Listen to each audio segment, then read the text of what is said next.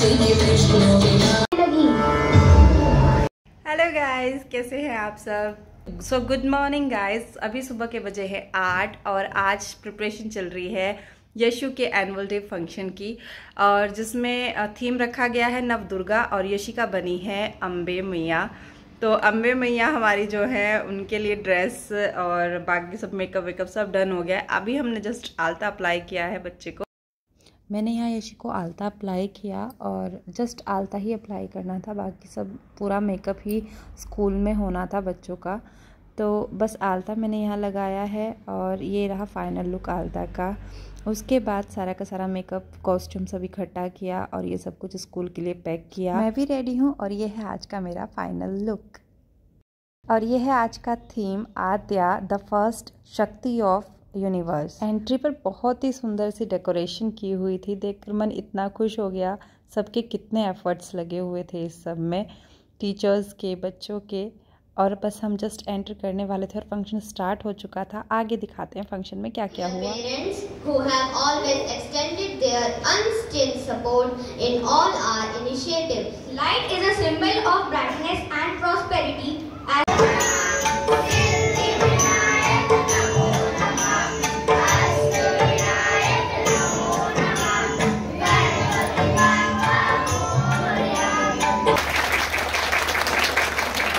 सृष्टि के आरंभ की यह कथा है, जब मार्कंडेय मुनि के मन में जगत कल्याण हेतु एक प्रश्न उत्पन्न होता है, जिसका उत्तर जानने की अभिलाषा से वह ब्रह्मा जी के पास जाते हैं। मुझे कोई ऐसा गुप्त मंत्र या उपाय बताइए जिससे समस्त संसार का कल्याण हो। हे पुत्र, इस संसार के सबसे पावन और गुप्त उपाय जिससे समस्त संसार का कल्याण हो केवल देवी आदि शक्ति है। इन्हीं देवी के 9 रूप हैं जिन्हें नव दुर्गा कहते हैं। संसार का बड़े से बड़ा दुख, भारी से भारी संकट मानव दुर्गा की शक्ति से भस्म हो जाता है। झिम गया और वह दुखी मन से वन में भटकते हुए मेधा मुनि के आश्रम पहुंच गए।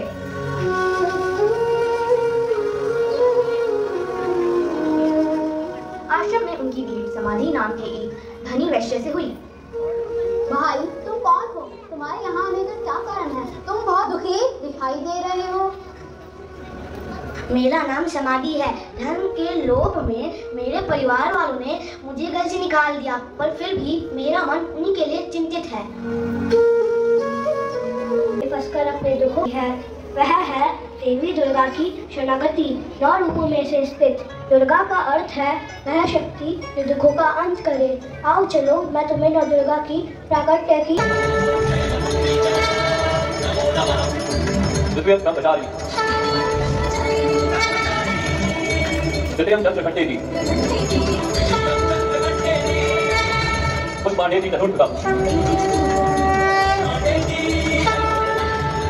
पंचम स्कंद भाते थी सप्तम कात्यायन नित्य सप्तम काल रात्रि थी महागौरी तीता अष्टम नवम तिथिता बीजम नव दुर्गा प्रतीतिका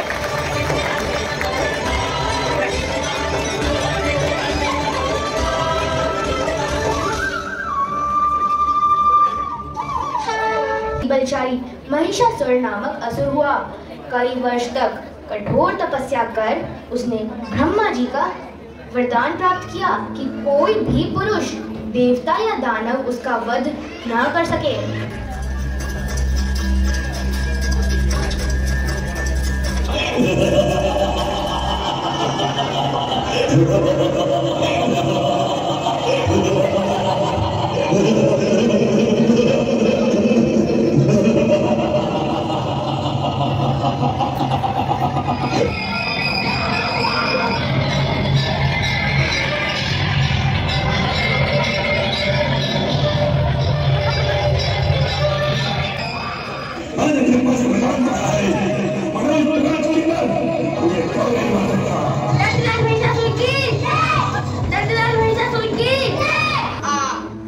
पृथ्वी लोक और पाताल लोक को जीतने के बाद अब स्वर्ग लोक की बारी है।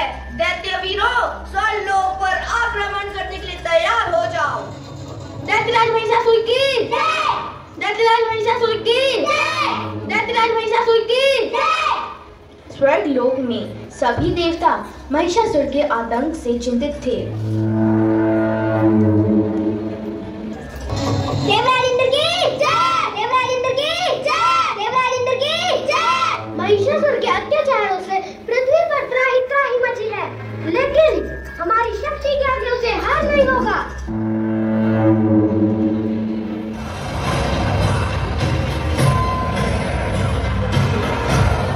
मुझे ब्रह्मदेव का वरदान प्राप्त है, तीनों लोकों में से कोई भी पुरुष, देवता या दानव मुझे मार नहीं सकता।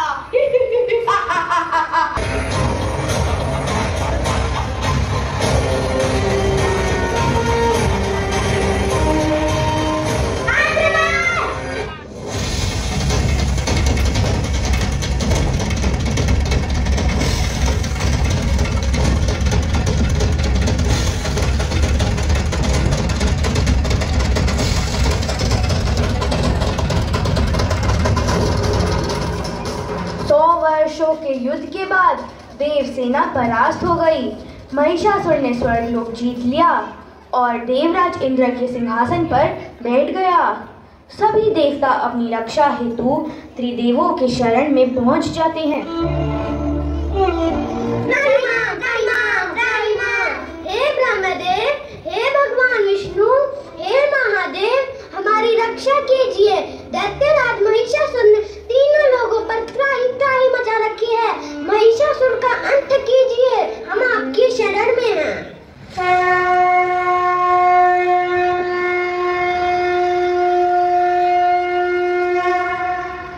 देवताओं की करुण पुकार सुनकर त्रिदेवों को बड़ा क्रोध आता है। तभी उनके अधिक्रोधित रूप से तेज पुंज प्रकट होते हैं और वह मिलकर एक ज्वाला पर्वत बन जाते हैं।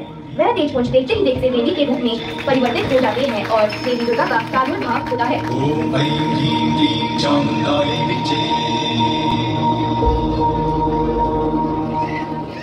कर्म में, मोक्ष भी में,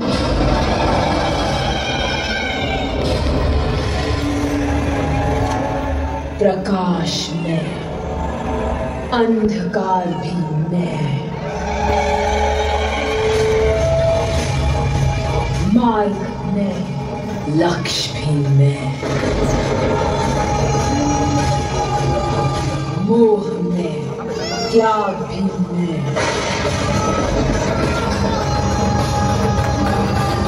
कण भी में, ब्रह्मांड भी में,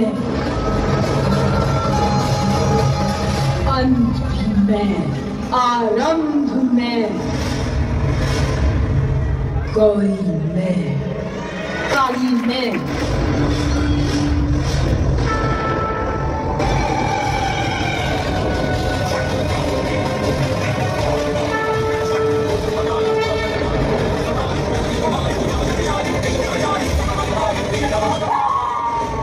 देवी के प्राकट्य के उपरांत सभी देवता माता को अष्ट शस्त्र प्रदान करते हैं और माँ दुर्गा का शेर जोर से गरजने लगता है।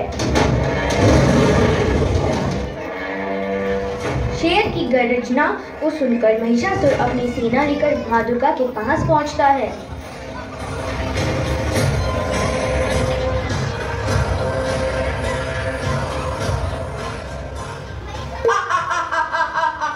हे देवगण, जब ब्रह्मा, विष्णु और महेश मेरा कुछ बिगाड़ नहीं पाए तो तुमने एक अबला स्त्री को भेज दिया। महिषासुर, स्त्री अबला नहीं होती। देवादिदेव महादेव की शक्ति हूँ मैं, इस संसार की ऊर्जा हूँ मैं और आज तेरा काल हूँ मैं।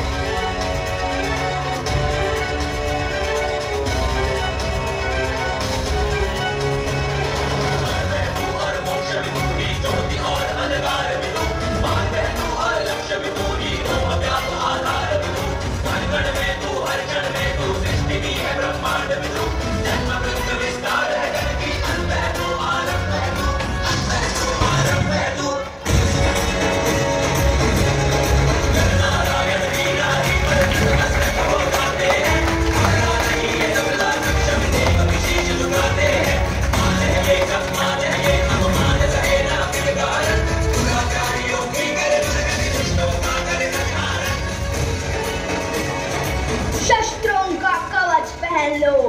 या वरदान ले लो। जो नारी का अपमान करेगा उसका अंत निश्चित है।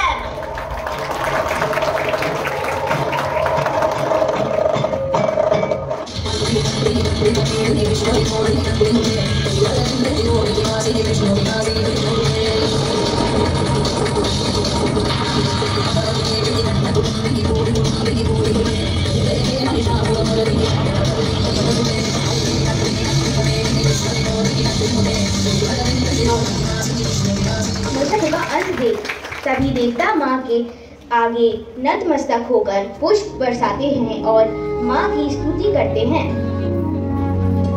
दुर्गा देवी नमस्तुते, दुर्गा देवी नमस्तुते, दुर्गा देवी नमस्तुते।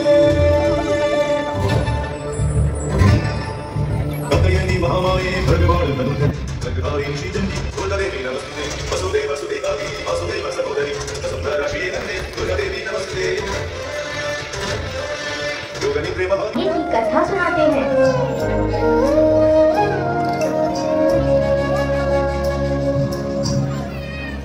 हे राजन, महिषासुर के संहार के बाद देवताओं ने माँ की स्तुति की, जिससे प्रसन्न होकर माँ ने उन्हें वरदान दिया कि जब भी वह उनका स्मरण करेंगे तब देवी उन्हें दर्शन देकर उनकी रक्षा करेगी। अब आगे की कथा सुनो। कुछ समय बाद उन्हें दैत्यों ने तीनों लोगों को आतंकित कर दिया।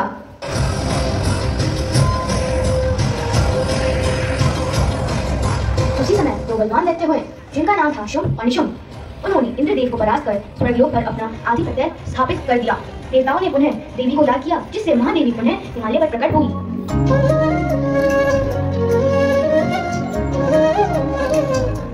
हे देवी, हे जगत माता, हमारी रक्षा कीजिए। तीनों लोगों पर दैत्य ने हाहाकार मचा रखा है। शुंभ, निशुंभ, चंड, मुंड और रक्तबीज के आतंक से पृथ्वी त्राहि त्राहि कर उठी है।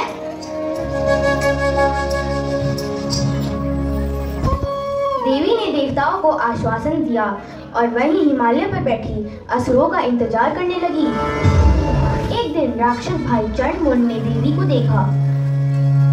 अरे चंड, देखो कितनी सुंदर स्त्री है। सही कहा माताश्री, चलो महाराज को बताते हैं। हाँ चलो। चंड मुंड अपने दैत्यराज शुंभ और निशुंभ के पास पहुंचते हैं। असुरराज शुंभ निशुंभ की जय। असुरराज शुंभ निशुंभ की जय। हे दैत्यराज, हिमालय पर एक अति सुंदर स्त्री रहती है। ऐसी सुंदर स्त्री शायद ही किसी ने देखी होगी। हे दैत्यराज, आपके पास सभी रत्न हैं। उस रत्न रूपा स्त्री को तो आपकी पत्नी होना चाहिए। आप उससे विवाह कीजिए महाराज। सुग्रीव जी महाराज, जाओ तुम मेरा दूत बनकर उस सुंदर स्त्री को मेरा संदेश दो। उसे समझा देना कि त्रिलोकपति शुंभ उससे विवाह करना चाहते हैं, इसलिए मैं यहाँ स्वयं चली आए। जो आ गया महाराज। असुरराज शुंभ निशुंभ की जय। असुरराज शुंभ निशुंभ की जय। असुरराज शुंभ निशुंभ की जय। दूत देवी अम्बा के पास पहुंचता है और असुरराज शुंभ का संदेश देवी को देता है। देवी, दैत्यराज शुंभ इस समय तीनों लोकों के राजा हैं। मैं उनका दूत हूँ।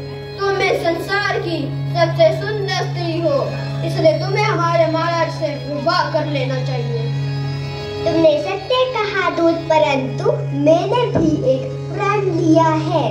मैं उसी पुरुष से विवाह करूंगी जो मुझे युद्ध में हराएगा। जाओ और मेरा संदेश अपने महाराज को दे दो। दूत शुंभ निशुंभ को जाकर देवी अम्बा का संदेश देते हैं। असुरराज क्रोधित हो अपने सेनापति ध्रुवलोचन को भेजते हैं। ध्रुवलोचन, जाओ उस घमंडी स्त्री को केशों से पकड़कर यहाँ ले आओ। ध्रुवलोचन अपनी सेना लेकर जाता है, परंतु परंतु देवी अम्बा के एक हुंकार से ही भस्म हो जाता है। देवी का शेर असुर सेना का वध कर देता है। शुंभ और निशुंभ को जब यह पता चलता है तब वह क्रोध में चंड मुंड को आज्ञा देते हैं। चंड मुंड, विशाल सेना लेकर जाओ और उस दुष्टा को बांध कर यहाँ ले आओ, और अगर न ला पाओ तो वही उसका वध कर देना। चंड मुंड सेना लेकर क्रोध में माँ अम्बा के पास पहुँचते हैं और उन्हें ललकारते हैं। दुष्टा, चल हमारे साथ, अन्यथा हम तेरा वध कर देंगे। आज तेरे घमंड को चूर चूर कर देंगे। नारी की जगह पुरुषों के चरणों में होती है। चंड मुंड की बात सुनकर माँ अम्बा अति क्रोध में आ जाती है और उनके ललाट से माँ काली का प्रकट्य होता है।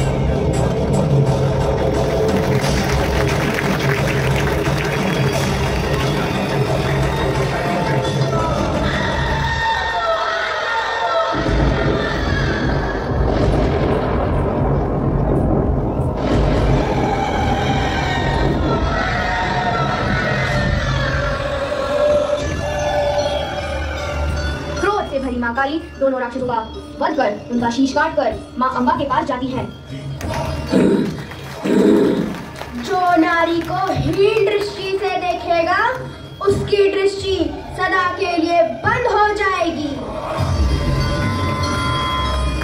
चंड का नाश करने से आज से यह सारा संसार तुम्हें चामुंडा कहकर पूजेगा।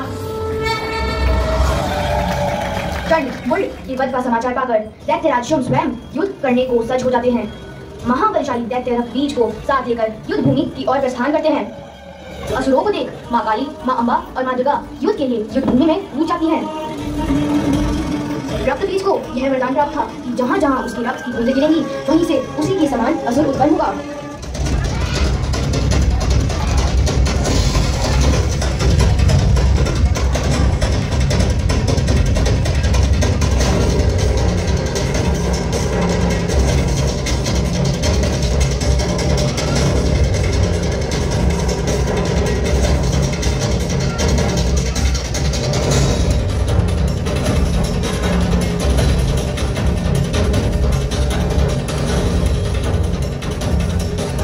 रक्तबीज का अंत न होते देख सभी देवता भयभीत हो जाते हैं। तभी माँ अम्बा माँ काली से कहती है, हे महाकाली, रक्तबीज के संहार के लिए तुम अपना मुख फैला लो और इस दैत्य के रक्त की बूंदों को पी जाओ।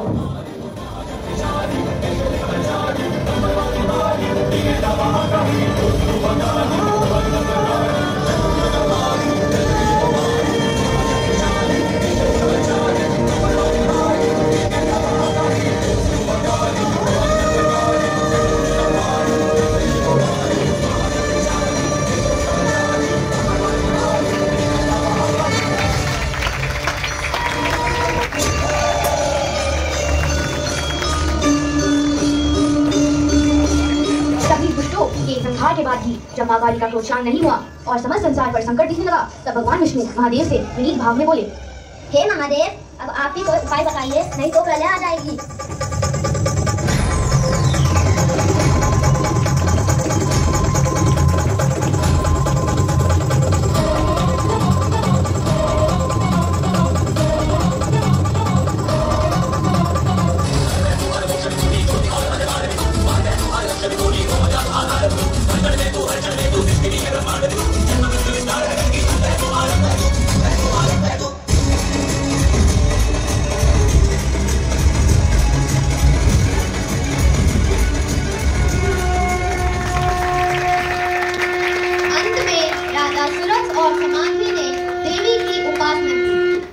और समाधि को देवी की जो कथा मेधा मुनि ने सुनाई थी वह संसार में दुर्गा सप्तशती के नाम से विख्यात है।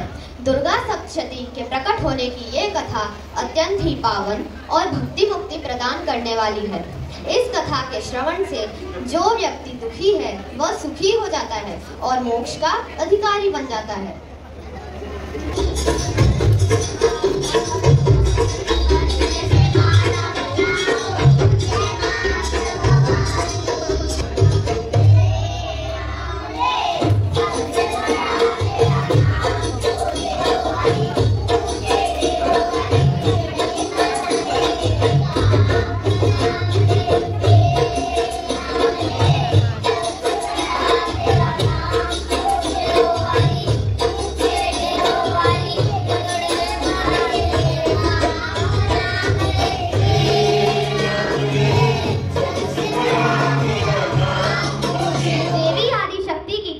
दुर्गा सप्तशती की कथा चाहते हैं।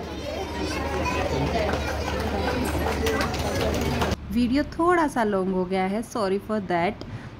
समझ में ही नहीं आ रहा था कहाँ क्या कट करूँ, कहाँ क्या फॉरवर्ड कर दूँ, तो फास्ट फॉरवर्ड में भी बुरा लग रहा था करने के लिए।